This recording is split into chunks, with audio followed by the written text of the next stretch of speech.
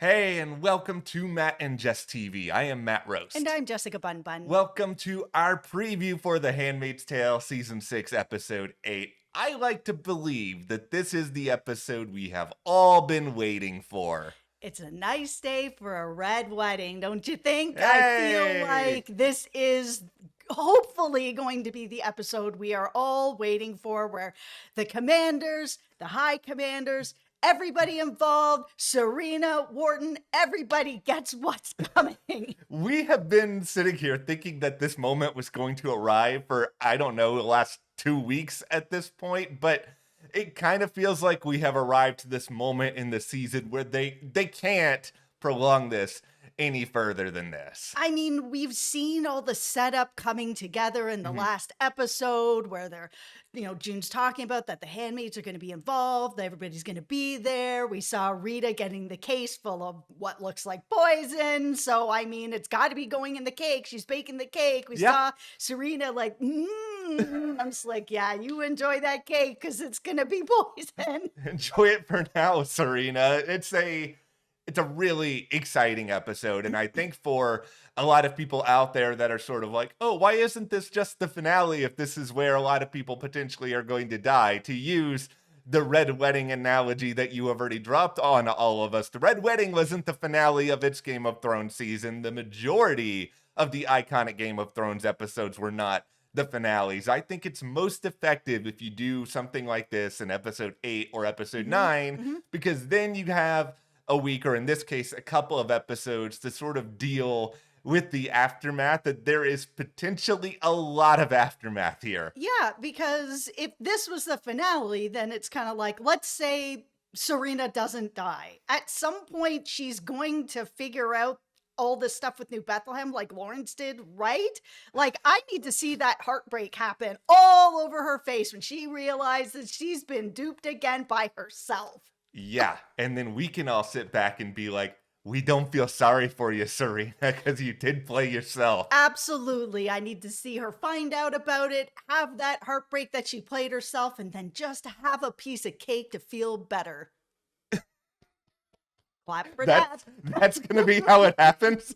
That's how it happens in my mind. You heard it here first. No, I'm sure Bruce and everybody has something much better than that. Okay, we have so much more to get into. I don't know. I'd really like that. But before we dive further into this, be sure to hit that subscribe button because, we have a lot more coverage coming through the remainder of The Handmaid's Tale. And just as a quick reminder, we have not read the books. We have not read the Testaments. Please don't spoil anything in the comments there. But beyond The Handmaid's Tale, we are also in the midst of The Last of Us. This week, Poker Face is premiering Season 2. It is a really fun, really escapist whodunit that Jess and I really, really like. We're very, very stoked to be able to cover it here. Yeah, they're dropping 3 episodes at once, so you can kind of just watch them back to back to back. We'll have all of our video reviews up here at the channel this week, and then we're also going to be covering 9 Perfect Strangers coming up and Dexter Resurrection. So hit that subscribe button. It really does help us here at the channel. And also, if you want to help us further, you can join our Patreon over there. You get exclusive weekly reviews on Murderbot, which is coming up, and Criminal Minds Evolution Season 3, which is starting up this week. Also, lots of stuff starting up this week. It is the only place that you can get those reviews. So thank you so much to everyone who has joined our Patreon and hit that subscribe button. Thank you guys so much. That really, really means the world to us.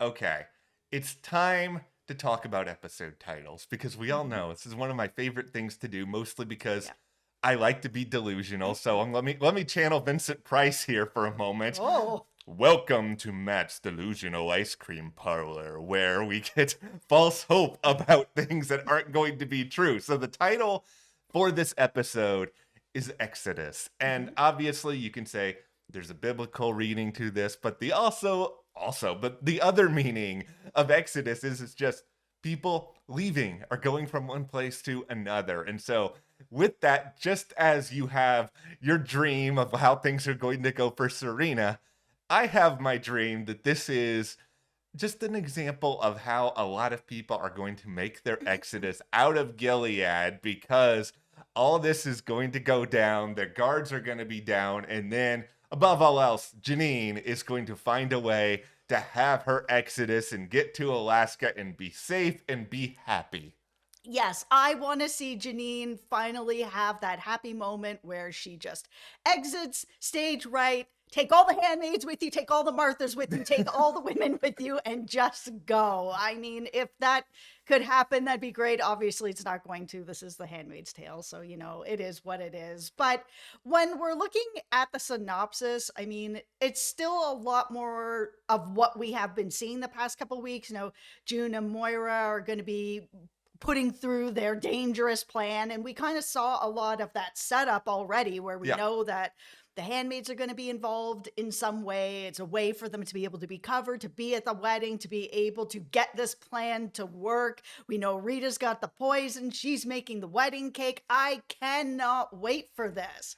I just think that they've got a lot of the fundamental pieces together at this point, and I think they're able to really use something that Gilead believes against them, which is their own delusion that nobody beneath them can really actually do anything. Like, there's been a marginal amount of fear towards June over time because June has done some things, but the whole power structure of this place is built on this idea that women are less than, or that they're not capable of pulling something like this off. And I think the commanders in particular, their egos, and in a lot of ways, their stupidity is on like this just other level that they're not going to think that they're capable of doing something like this, that they're going to be able to pull resources and go from different places. And I think above all else, one of the biggest aces that everyone has right now is just that element of surprise, because when you put on the handmaid outfit, you all kind of blend together. Nobody is really going to stop and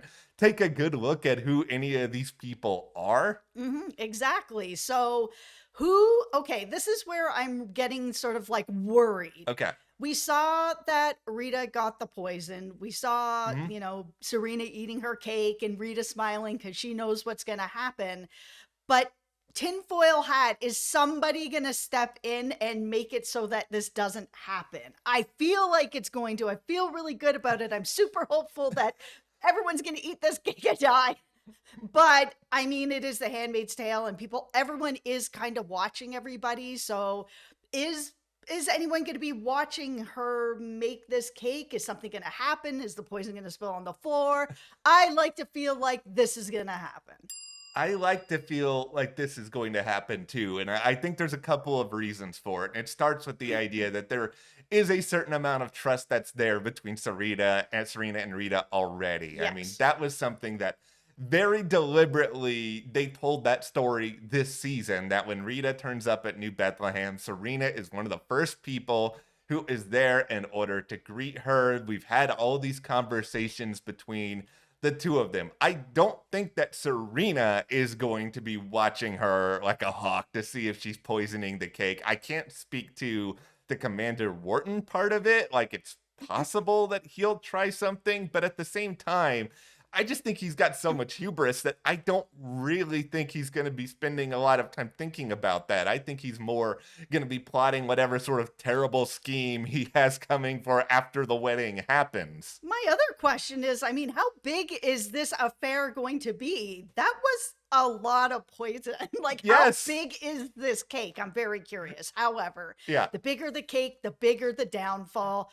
Who is going to die at this wedding if this cake is poisoned? It feels like Serena and Wharton for sure. It's their wedding. And unless one of them's like, oh, no cake for me. I'm not having sugar right now. Whatever it is, they're going to eat the cake. Yeah, this is where I don't know if we need to channel Walter White here and have some sort of discussion about the molecular composition of this poison, because how fast does it work? Like, that's one part of it that I want to know about. Is this something where you take a bite and immediately you're just like, boop? Or is it a situation like the Joffrey wedding? Yeah, are we getting a Joffrey wedding? Or is it everybody's just going to kind of sit with it for a couple of hours and then they're all just going to kick it at once? Because, yeah, I think we do have to start with Serena and Wharton, because as somebody who is, I know people who have gone to like hundreds of weddings. Like one of my best friends growing up, it felt like he was literally going to a wedding every single week instead of being able to hang out with me. And it used to annoy me to no end. But I've been to a much smaller handful of weddings, but my general understanding is that the bride and groom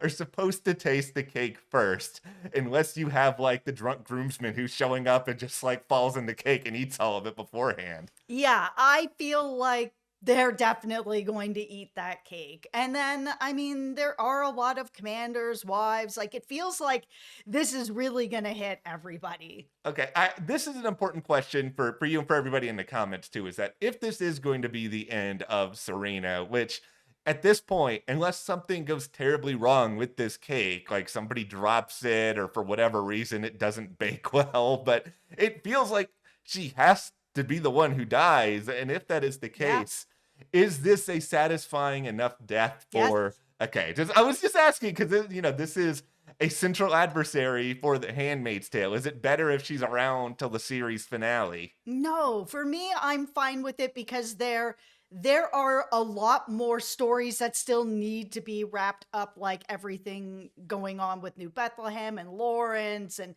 June and Hannah and Luke. Like, there's still so much going on. And going into episode 8, if it's mostly about the wedding, we have like 2 episodes left to wrap up everything else. So if you get rid of Serena, it's fine. I really want to see this end for her in death. For me, I'm not going to be happy any other way unless it's got to be real bad. Yeah, it does have to be really, really bad. And it's complicated with a lot of these like adversarial figures as to what we think the right punishment for them is. And, without spoiling the end of You on Netflix, I know that there are a lot of questions about, okay, how does Joe Goldberg's story end? Like, what's the right ending for him? And the right ending for him is different from the right ending for somebody like Serena because, yeah, they're both bad, but they're bad in very different ways. Yeah, but for me to see her have that downfall Yeah. where she thinks she has it all, I she know. thinks that she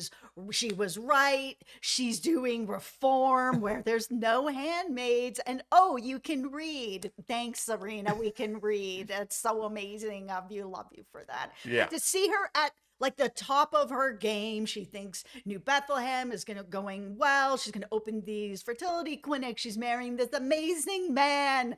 This is the time for her to die.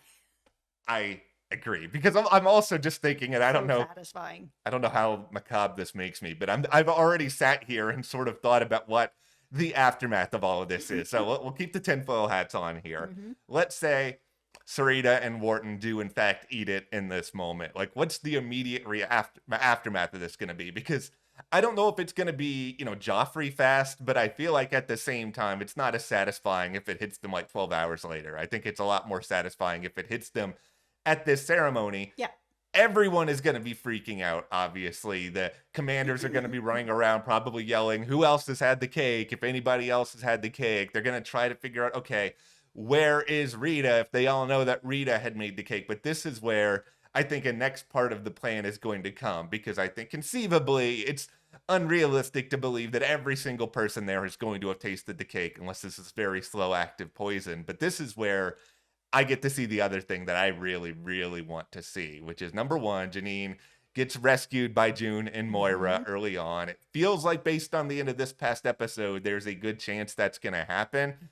Janine puts on the handmaid's outfit, goes there, sees Commander Joan Orion, and then just goes full Toneberry from Final Fantasy and just like goes stabby all over him, and then he eats it. I will be so happy. There will be knives all over that wedding. That is the place to do that. Poison or knives, that's the weapons of choice at this wedding. No, I need to see Janine be the person to take out Belle. If Belle gets taken out, if he eats cake and dies, I'll live with that as well. Yeah. My hope is that it's a perfect acting poison where everybody gets cake, they all die, and then we can see the handmaids all just leave. Take the Marthas, take the handmaids. Everybody has a chance to leave because everybody's dead and it's their moment to get out. Okay, here's another alternative scenario here where Commander Bell eats the cake, gets poisoned, dead, and then Janine just walks by him and literally kicks him while he is down. I just need something of Janine acknowledging that this terrible person is gone. I don't think any of us believe that this guy is going to make it to the end of the season because he's the worst. We have no incentive to really care about him. But this then brings us to the next interesting question, which is, okay, after the poisoning, after the cake, however many people die is however many, like everybody. Conceivably, they still have to find a way to get out of the wedding site, to get out potentially of Gilead. Like, who else is there in order to help them? Lawrence. That's right. I think we're gonna have a tag team effort here, where we're gonna have it's sort of. I watched a lot of wrestling when I was in 6th grade, and so I picture like Lawrence coming in, like the audience is cheering, and then behind him, Janet. Aunt Janet is also there, whose name I will never. I'll never remember. She's always Janet. Yeah, we figured out Commander Bell. That's good enough for us. We can have Aunt Janet's gonna show up, and then I can't call you my guy, Mark, because you've done too many questionable things over the course of the bit. You're better than some of these other people, Mark, and I think this is your moment. You have been waiting for an opportunity to try to make your place better. This is it, Mark. You three can be the trio that actually potentially saves things. Yeah, I just feel like if enough of them are dead, then there's enough Marthas and handmaids that will be able to push back. Like I said, there's forks and knives here, so they will have something that they might be able to deal with if there's a small enough group that didn't eat the cake. Because is everyone going to eat the cake? Probably not, but I feel like most people will, and I'm sure that the guards or eyes or whoever will be offered a piece, but nobody else, which is fine, and they're not going to want to eat it anyways because they all know what's going on. But they will need somebody on the other side to help get them out if that's the rest of the plan, and Lawrence really would be that person. Aunt Janet, some of the other people that are still working with Mayday or sort of fence sitting with Mayday, like Lawrence, who's really just out to save his own skin. Yes. But it doesn't matter. It benefits the women right now. Okay, we do need to have a conversation about Nick here, because we eat that cake. Eat that cake. We have made our thoughts very clear. You are still making your thoughts very clear about Nick at this moment. Yeah, I can't. That whole scene, that everything that happened at Jezebel's, he knew that was going to happen. He's been there long enough. No. He's a coward. No. You a coward. Eat that cake.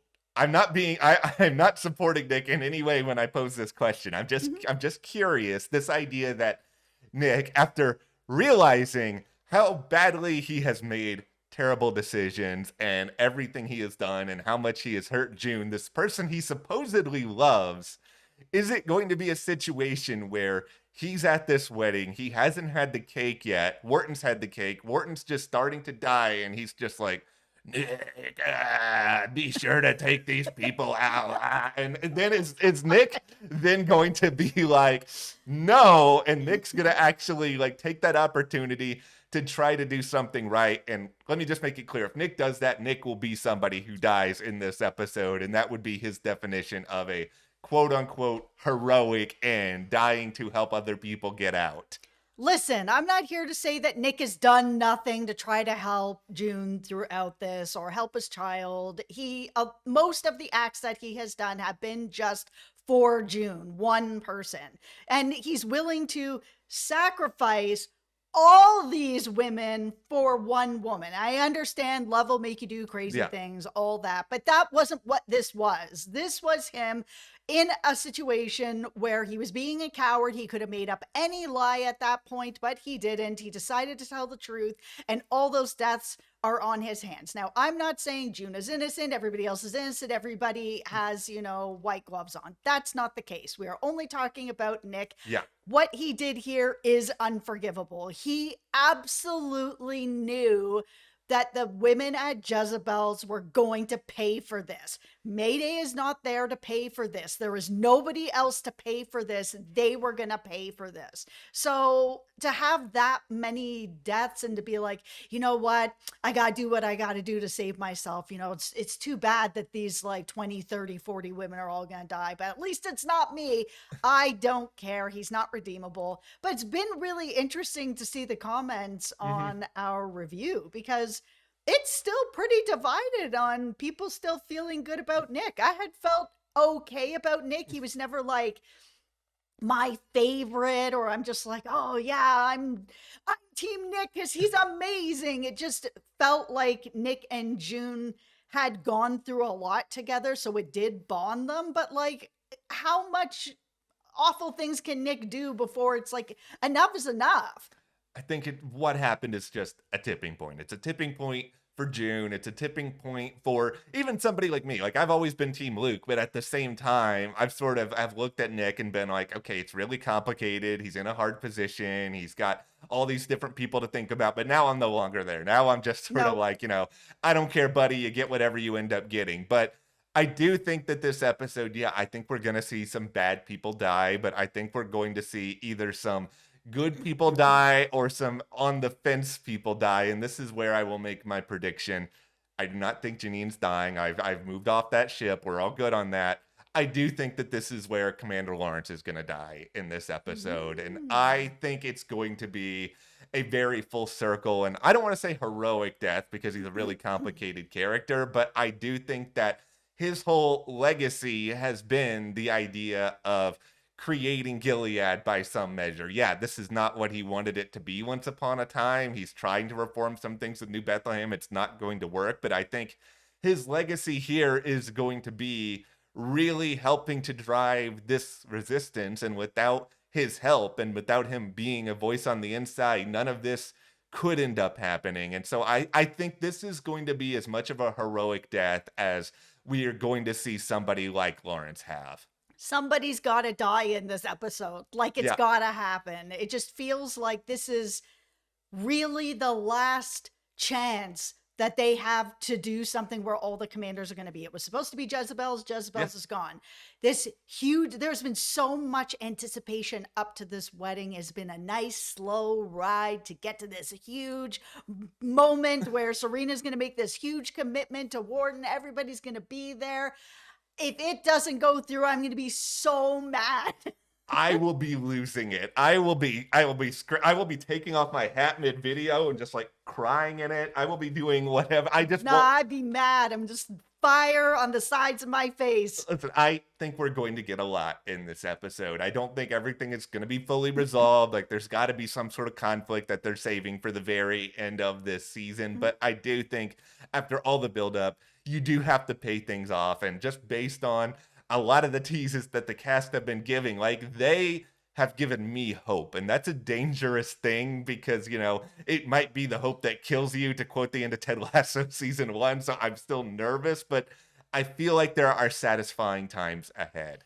It's hard because with interviews, they can't give anything away, right? Yeah. So you never really know or can trust what anybody is saying. There's been so many times that I've watched interviews and, oh, so-and-so said this. And then it's like later on, it turned out to be exact opposite because they have to keep the surprise, right? Yeah. I don't blame them at all for being kind of, just a little bit cryptic about things and not really revealing anything. I like the surprise. So if there's some hopefulness, that would be great. I don't expect there to be a just straight hopeful ending to this. Yeah. Because we know that the Testaments is coming up, which we have not read. Yeah. I know we've said that a whole bunch of times, but no spoilers, please. No, they've got to have some things left over. I'm okay for that. I just want there to be some element of hope after all that these characters have gone through. But that is our preview for The Handmaid's Tale Season 6, Episode 8. If it is not coming across, we are very excited for this episode. Cannot wait. But be sure to hit that subscribe button so you guys don't miss